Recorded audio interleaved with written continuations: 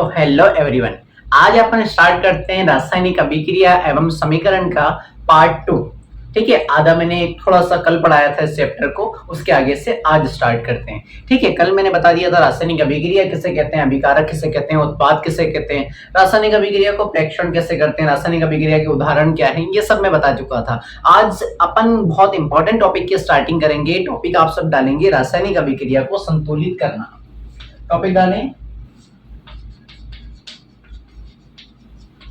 रासायनिक अभिक्रिया को संतुलित करना। संतुलित करना यानी किसी रासायनिक अभिक्रिया आपको दे दी जाए तो उसको किस तरीके से आप संतुलित करेंगे, आज हम उस अभिक्रिया को पूरा सीखेंगे इसमें। जल्दी से टॉपिक डाल लें। ठीक है, अब इसके अंदर सबसे पहले हमें एक चीज सीखना है, तो इसमें छोटा सा एक टॉपिक बना लो जिसका नाम है द्रव्यमान संरक्षण नियम। एक छोटा सा पहले टॉपिक बना लो, पहले इस नियम को समझ लेते हैं, उसके बाद में अपन संतुलित करेंगे। द्रव्यमान संरक्षण नियम।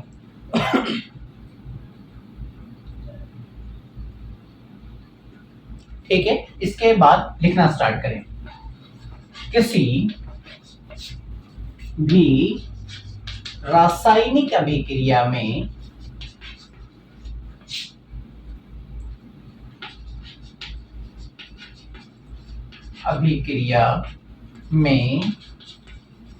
द्रव्यमान को ना तो उत्पन्न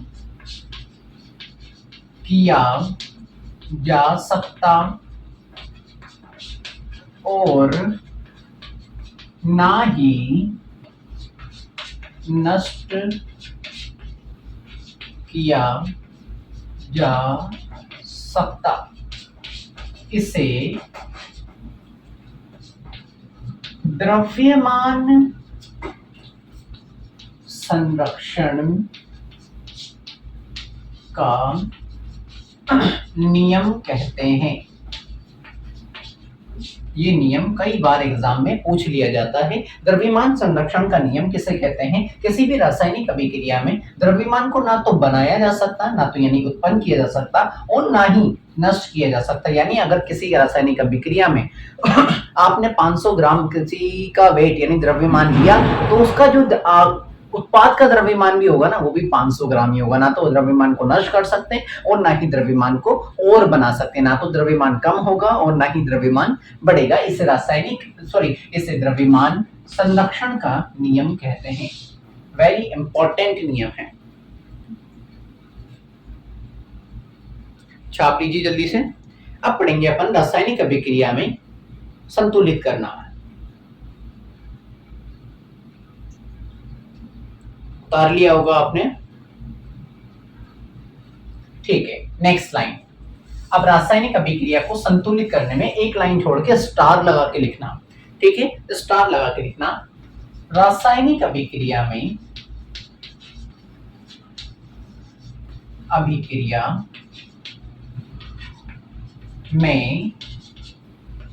अभिकारक व उत्पाद में अभिकारक व उत्पाद में अभिकारक, यह चमक तो नहीं आ रही ना ज्यादा, एक बार बता दिया करो। ठीक है, उत्पाद में तत्वों व परमाणुओं की संख्या समान होनी चाहिए।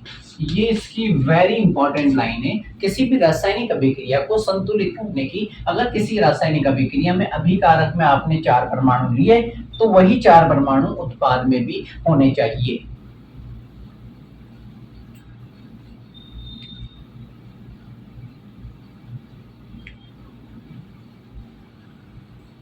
उतार लो।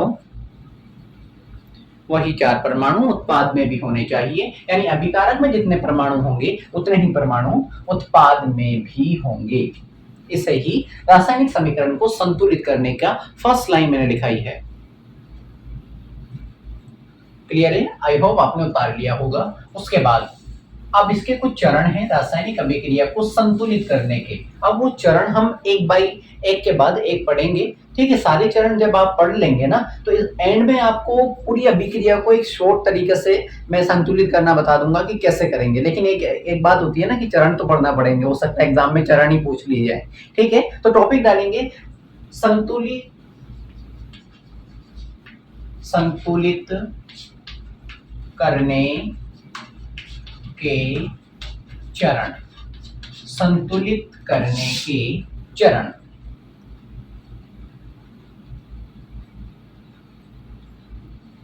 ठीक है, अब एक एक करके हम लोग पढ़ेंगे। चरण नंबर, टॉपिक डाल लो, चरण नंबर 1। चरण नंबर 1। ठीक है, अब लिखेंगे, इसमें लिखना रासायनिक समीकरण लिखकर, रासायनिक समीकरण लिखकर, रासायनिक समीकरण लिखकर प्रत्येक सूत्र के, प्रत्येक सूत्रों के चारों ओर बॉक्स बना लीजिए, बना लीजिए। ये पहला चरण है। ठीक है, रासायनिक समीकरण में लिखकर प्रत्येक सूत्रों के चारों तरफ आप क्या कर लें, बॉक्स बना लें। क्लियर है? अब मैं यहाँ पर रासायनिक समीकरण लिख रहा हूं, Fe plus H2O arrow Fe2O3 plus H2। ठीक है, एक रासायनिक समीकरण अभी संतुलित नहीं है ये।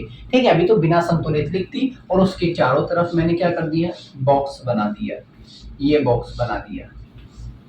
ठीक है, ये पहला चरण कहता है। आप तो पहले चरण समझ लो, उसके बाद में लास्ट में मैं एक शॉर्ट ट्रिक बता दूंगा आपको कि कैसे समीकरण को देखते ही आप संतुलित करना सीख जाएंगे। ठीक है, पहले ये उतार लीजिए।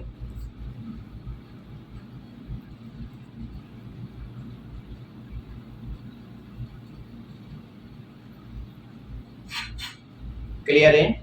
आपने उतार लिया होगा। ठीक है, पॉज करके उतार लिया करो, अपन चाहते हैं कि अपनी वीडियो बड़ी नहीं हो। ठीक है, उतार लिया होगा, रोक लेना। उसके बाद चरण नंबर 2, चरण नंबर 2, टॉपिक डालें, चरण नंबर 2। ठीक है, लिखना समीकरण में उपस्थित, समीकरण में उपस्थित सभी परमाणुओं,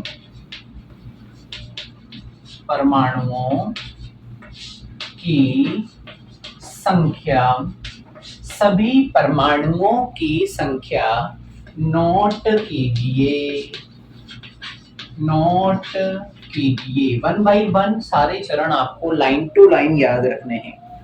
ठीक है, सभी परमाणुओं की संख्या नोट कर लीजिए। अब इसमें कितने परमाणु होंगे, एक तो आयरन था, एक हाइड्रोजन था और एक ऑक्सीजन था। ठीक है, तो जो हमने समीकरण लिखी थी उसके अंदर हाइड्रोजन कितने, आयरन कितने और ऑक्सीजन कितने। क्लियर है? तो आप देखो, अभी मत लिखा ना, ये आपने लिख लिया। उसके बाद एक सारणी की तरह बना लेना। फर्स्ट में लिखना तत्व, तत्व में लिखना Fe, H और O, फिर लिखना अभिकारक, अभिकारक, फिर लिखना उत्पाद। ठीक है, पहले समझ लो। उसके बाद मैं वापस से एक रासायनिक समीकरण को जो मैंने अभी लिखी थी ना उसको ऊपर लिख देता हूं, जिससे आपको क्लियर हो जाएगा। अभी मैंने रासायनिक समीकरण लिखी थी Fe plus H2O arrow Fe2O3 plus H2। ये मैंने रासायनिक समीकरण अभी हाल लिखी थी आप लोगों के सामने। क्लियर है? अब देखो बोर्ड पे, इसमें आयरन के ये तो क्या है, कल हमने पढ़ा था, अभिकारक है। ठीक है, कल पढ़ लिया था ये तो हमने। और ये सब क्या है, उत्पाद है, ये भी हमने पढ़ लिया था। अब अभिकारक के अंदर आयरन कितने हैं, इसमें एक ही है तो एक लिख दिया। ठीक है। उत्पाद में आओ, आयरन कितने हैं? 2, तो 2 लिख दिए। ठीक है। अभिकारक में आओ, हाइड्रोजन, हाइड्रोजन कितने हैं? 2, तो 2 लिख दिए। इसमें आओ, हाइड्रोजन हाइड्रोजन ये रहे, तो इसमें भी 2, 2 लिख दिए। इसमें आएंगे अभिकारक में ऑक्सीजन कितने? 1, तो 1 लिख दिया। उत्पाद में आएंगे ऑक्सीजन कितने? 3, तो 3 लिख दिया। ये दूसरा चरण खत्म हो गया आपका, उतार लीजिए।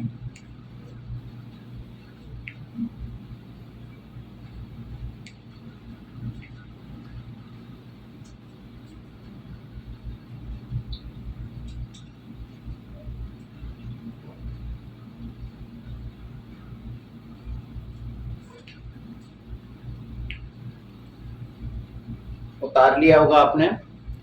ठीक है। पहला चरण लिखा है कि सारे के सारे रासायनिक समीकरण लिख लो और सबके चारों तरफ बॉक्स बना लो। दूसरा मैंने लिखा है सभी के तत्वों को आप ज्ञात कर लो या फिर अभिकारक और उत्पाद की संख्या को नोट कर लीजिए। क्लियर है? अब डालेंगे चरण नंबर 3। 4 से 5 चरण है, आज की क्लास में पूरे चरण ही हम पढ़ेंगे और संतुलित करना सीख लेंगे। चरण नंबर 3, टॉपिक डालेंगे चरण नंबर 3।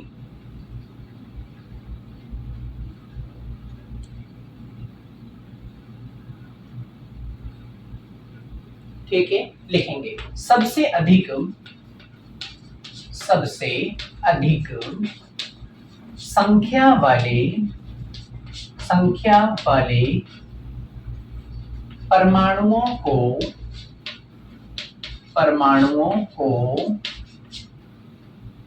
अभिकारक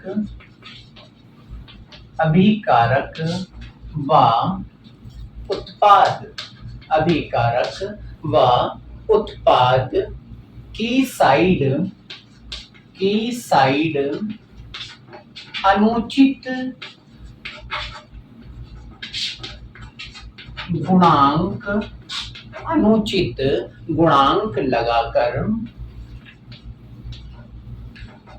अनुचित गुणांक लगाकर संतुलित कीजिए।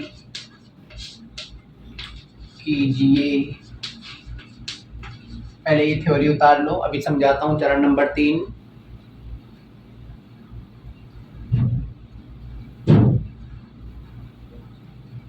चरण नंबर 3 अब देखना, चरण नंबर 3 बहुत सिंपल है। ये रासायनिक अभिक्रिया, ठीक है। तो रासायनिक अभिक्रिया में ये रही रासायनिक अभिक्रिया, H2O एरो Fe2O3 प्लस में H2, ये हम लोग पढ़ रहे थे। अब बोर्ड पे देखना आप लोग, इधर आयरन 1 है, इधर आयरन 2 है, तो क्या करना है कि दोनों तरफ नंबरों को बराबर करना है। ठीक है। अब इधर आयरन 2 है तो इधर 1 है, तो इससे हमें 2 बनाना है, तो क्या करना है, आगे कितना लगा दूंगा, 2। इधर भी आयरन 2 हो गए, इधर भी Fe कितने हो गए, 2 हो गए। अब इधर देखो, इधर हाइड्रोजन 2 है, मान लिया इधर भी हाइड्रोजन कितने, 2 है, तो संतुलित है। अब मान लीजिए कि इधर ऑक्सीजन कितने हैं, इधर ऑक्सीजन 1 है और इधर ऑक्सीजन कितने हैं, 3 है। जब ऑक्सीजन इधर 3 इधर 1, तो क्या करें कि इधर 3 हो जाए। तो अगर मैं यहाँ पर 3 लगा दूं तो 3 ऑक्सीजन और इधर भी 3 ऑक्सीजन हो गए। अब देखो यहाँ पर हाइड्रोजन की प्रॉब्लम हो गई, यहाँ पर हाइड्रोजन कितने हो गए, 2 तो ये, और 2 को 3 से गुणा करोगे कितना, 6। लेकिन यहाँ पर हाइड्रोजन कितने हैं, 2, तो इसको 6 बनाने के लिए क्या करेंगे, 3 से गुणा कर देंगे। तो 3 hydrogen, 3 into 2 6, 3 into 2 6, 3 oxygen 2 iron 2 iron. तो ऐसे करके मतलब, तो आपको अभिकारक और उत्पाद दोनों में परमाणुओं की संख्या क्या कर देनी है, बराबर कर देनी है। क्लियर है? एक बार उतार लो।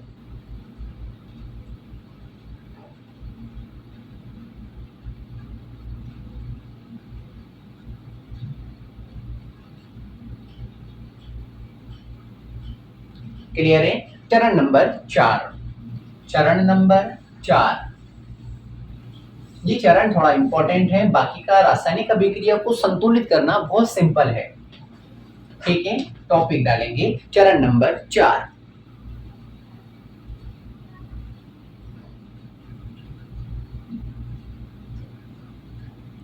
ठीक है। लिखना, इसमें सेम है, सभी तत्वों व परमाणुओं को चरण 3 की भांति, चरण 3 की भांति संतुलित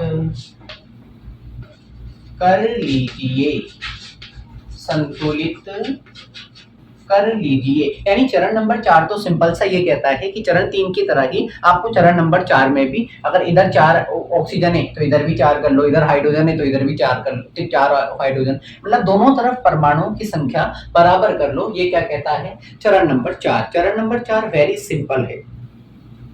क्लियर है? अब आएगा मेन इंपॉर्टेंट चरण नंबर 5। तो टॉपिक डालेंगे चरण नंबर 5। बस चरण के नंबर से आपको याद रखना है।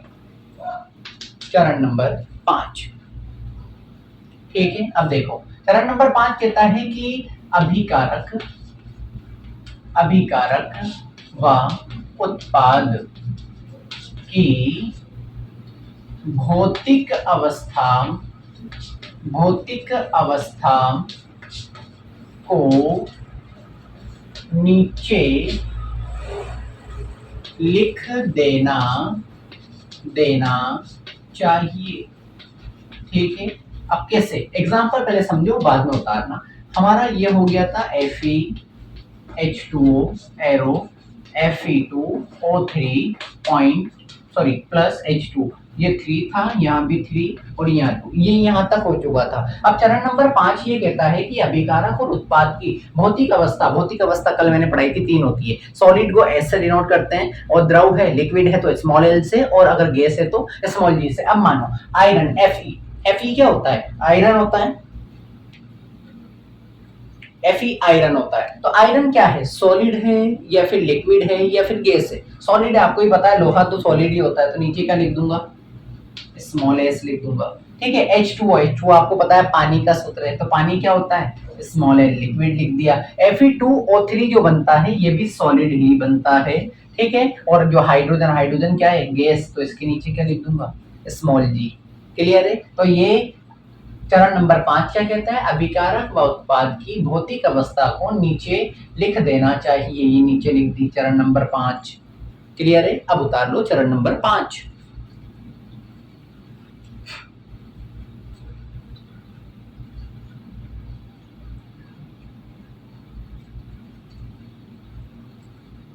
उतारा होगा।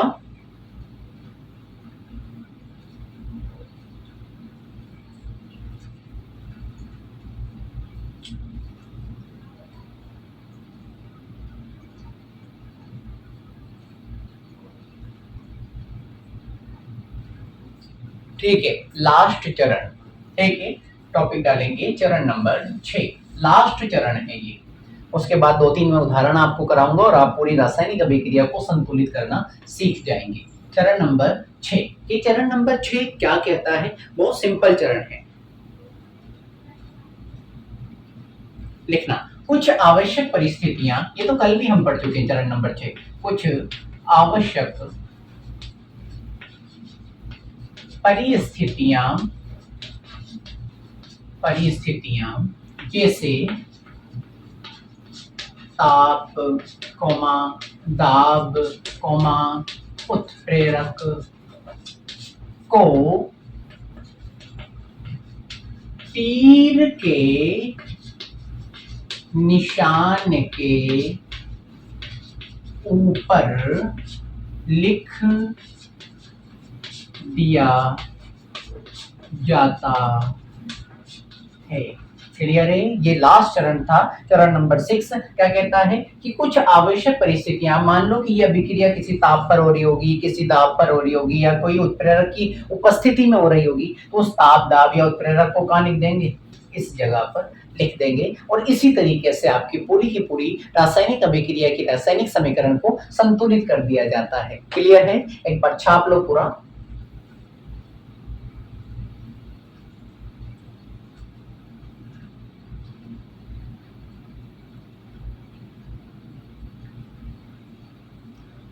छाप लिया होगा अपने पोस्ट करके। ठीक है, आज हमने सीखा रासायनिक समीकरण को किस तरीके से संतुलित करते हैं। ठीक है, उसके 6 चरण। पहला चरण की रासायनिक समीकरण को लिख लो और बॉक्स में बंद कर लो। दूसरा चरण कहता है कि आप अभिकारक और उत्पाद दोनों साइडों के परमाणुओं की संख्या को गिनकर नोट कर लो। तीसरा चरण कहता है कि आप रासायनिक समीकरण के अंदर कितने परमाणु हैं उनको संतुलित करो। अगर इधर 4 है तो उधर भी 4 होना चाहिए, इधर हाइड्रोजन 2 है तो उधर भी 2 होना चाहिए, ये कर लो। चौथा चरण कहता है कि तीसरे चरण की तरह आप सभी परमाणुओं को संतुलित कर लो। और पांचवा चरण कहता है कि आप रासायनिक अभिक्रिया के अंदर इसकी भौतिक अवस्था को नीचे लिख लो। और लास्ट चरण, चरण नंबर 6 क्या कहता है, अगर कोई आवश्यक परिस्थितियों में अभिक्रिया हो रही है, मान लिया कि ताप पर, दाब पर, उत्प्रेरक पर, तो इन ताप, दाब, उत्प्रेरक को कहां लिख दोगे आप, तीर के निशान के ऊपर लिख दोगे। इस तरीके से आपकी पूरी की पूरी रासायनिक अभिक्रिया या रासायनिक समीकरण क्या हो जाएगी, संतुलित हो जाएगी। क्लियर है? एक बार पूरा रिवाइज करें आज की क्लास में, फर्स्ट लाइन से लेकर लास्ट लाइन तक। उसके बाद मैं 1 से 2 उदाहरण आपको देता हूं,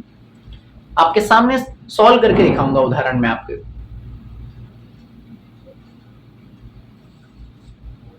एक बार पूरा पढ़ लो, फर्स्ट लाइन से लेकर लास्ट लाइन तक, जल्दी से पढ़ लो।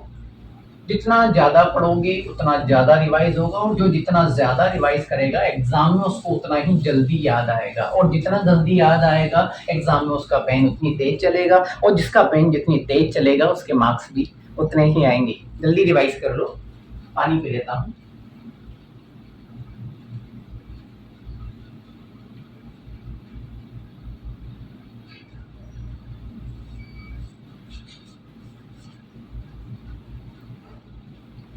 क्लियर है? आई होप आपने रिवाइज किया होगा, या फिर पॉज करके रिवाइज कर लेना। ठीक है, अब मैं 2 से 4 एग्जांपल लिखाता हूं और आप खुद अभी देखना, संतुलित कर दोगे। जो 4-5 चरण 6 चरण पढ़े हैं ना, वो बिना काम के, लेकिन काम के इसलिए कह सकते हैं अपन कि एग्जाम में पूछ लिए तो रासायनिक अभिक्रिया को संतुलित करने के चरण लिखिए, कई बार एग्जाम में आया हुआ है, तो 6 के 6 चरण ऐसे एज इट इज आपको याद रखने हैं। अब मैं 3 से 4 एग्जांपल आपको यहाँ सोल्व करा देता हूँ, आपको भी रासायनिक अभिक्रिया संतुलित करना आ जाएगी। ठीक है, मैं पहली अभिक्रिया लिखता हूँ। मेरा माइक क्या है कि चार्जिंग कम है तो बार बार बंद हो रहा है। ठीक है, तो मैं पहली अभिक्रिया लिखता हूँ, नॉर्मल अभिक्रिया लिख देता हूँ।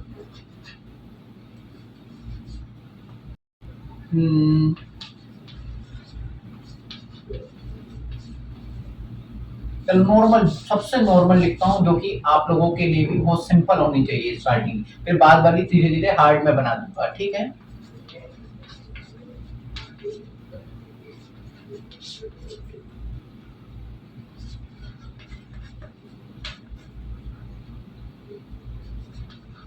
हाँ, ये अभिक्रिया मैंने लिख दी है। क्या ये अभी रासायनिक अभिक्रिया संतुलित है या फिर नहीं, ये बताना है आपको। ठीक है, अब बोर्ड पे देखना, रासायनिक अभिक्रिया को संतुलित करना कहीं भी आ जाए, एक चीज क्या, इधर के परमाणु गिन लो और इधर के परमाणु गिन लो। अगर दोनों तरफ के परमाणु समान है तो संतुलित है, अगर अदरवाइज समान नहीं है, यानी इधर कुछ और है इधर कुछ और है संख्या में, तो फिर संतुलित नहीं है। अब देखो, इधर जिंक कितना है, 1, इधर जिंक कितना है, 1, संतुलित है जिंक। तो इधर क्लोरीन Cl कितने हैं, 2, इधर Cl कितने हैं, 2, ये भी संतुलित है। इधर कॉपर कितने हैं, 1, इधर कॉपर कितने हैं, 1, तो ये रासायनिक अभिक्रिया ऑलरेडी क्या है, संतुलित है। तो हम क्या लिख देंगे, संतुलित है। ठीक है, क्लियर? अब ये जिंक क्लोराइड, अगर इसकी भौतिक अवस्था भी आपको लिखना है तो लिख सकते हैं आप, एक्वस, ये लिख लेना। एक्वस का मतलब होता है जलीय, ये सॉलिड होता है, ये भी एक्यू होता है और ये भी सॉलिड होता है। इतनी सिंपल तरीके से थी ये, तो छाप लो। अपन एनसीईआरटी के ही एग्जाम्पल लेते हैं।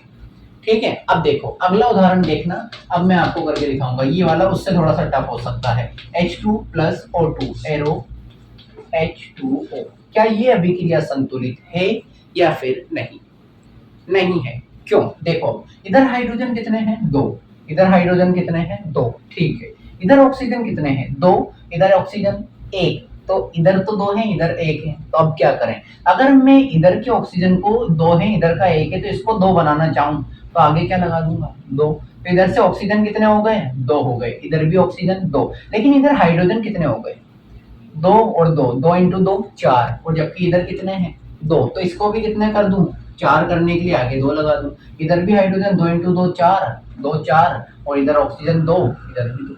क्लियर है, ये संतुलित हो गई। हाइड्रोजन क्या है, गैस है, ऑक्सीजन भी गैस है, और H2O क्या है, लिक्विड है। ये भौतिक अवस्था लिख दी, ये मेरी रासायनिक समीकरण क्या हो गई, सॉल्व हो गई। कितना सिंपल था, बना लो दोनों के दोनों।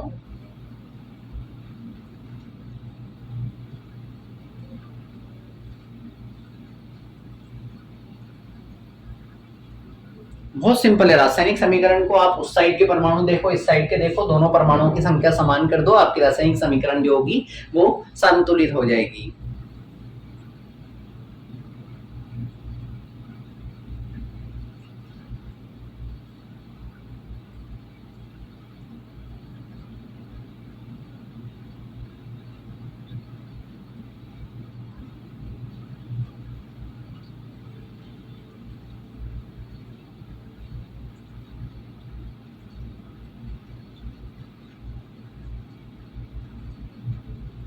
क्लियर है, आपने बना लिया होगा। अब एग्जांपल नंबर 3 कराता हूं, और इसके बाद आपको खुद को क्लियर हो जाएगा कि हाँ, हमें रासायनिक समीकरण को हल करना आ चुका है। एनसीईआरटी खोलना, एनसीईआरटी के पीछे बहुत सारे क्वेश्चन दे रखे हैं, उनको हल करने लग जाना। ठीक है, कुछ चीज नहीं हो डाउट के लिए मैं हूं ना, मेरे व्हाट्सएप नंबर आप लोगों को पता ही है, पहली वाली वीडियो में दिखाए थे, वहां डाउट के लिए कोई भी डाउट हो आप मुझे मैसेज कर सकते हो। ठीक है, समीकरण उदाहरण नंबर 1 और लेता हूँ, लास्ट एक उदाहरण लेता हूँ, बहुत अच्छा उदाहरण। अच्छा सा बनाते हैं, थोड़ा टफ होगा। ठीक है, चलो बना देते हैं ये क्रोमियम, नहीं नहीं धातु लेंगे। ठीक है, धातु ले लेता हूं मैं, पोटेशियम प्लस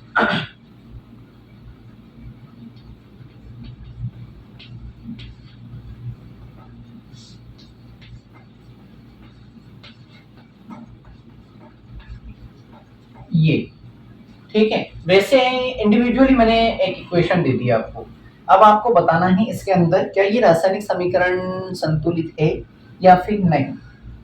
देखो फिर से मैं ये बता देता हूं, इधर पोटेशियम कितने, 1, इधर पोटेशियम कितने, 2, तो ये रासायनिक समीकरण संतुलित नहीं है। तो संतुलित कैसे करेंगे, इधर पोटेशियम 2 है, इधर 1 है, तो इसको 2 कैसे बनाऊंगा, आगे 2 लगा दिया, 2 हो गए, इधर भी 2 हो गए, इधर भी 2 हो गए। हाइड्रोजन पे आते हैं, हाइड्रोजन कितने हैं, 2, इधर भी हाइड्रोजन कितने हैं, 2, तो जो संतुलित है उसको नहीं करना है।